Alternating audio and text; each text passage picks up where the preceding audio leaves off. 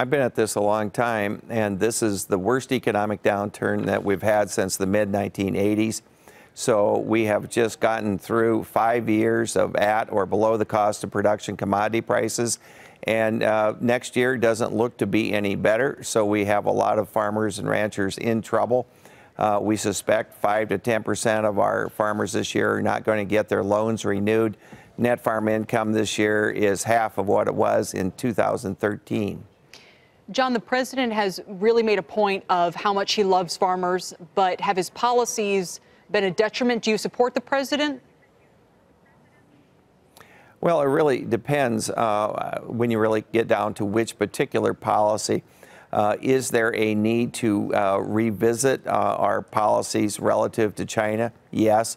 Is there a need to update and take a look at our trade policies? Yes. But that doesn't mean that we're necessarily always in agreement with how he goes at it or the particulars of what he thinks the fix is. And now we have this flooding, and what's the bigger impact? You know, obviously the flooding these are issues you guys deal with time and again, but this one is pretty severe, isn't it? And as I understand it, this comes as there's actually a lot of stockpiled agricultural goods because of the tariff and trying to get ahead of some of those issues. So it all kind of came to a head here, didn't it?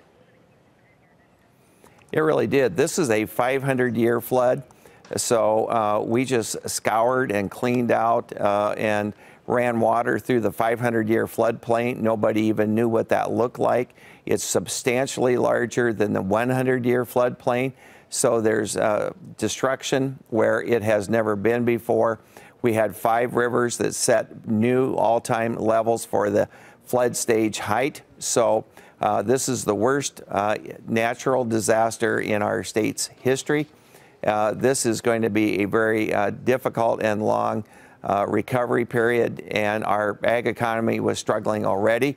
And so the $400 million of losses to livestock, $440 million to crop are estimates at this point. As the process goes forward, those numbers may well grow.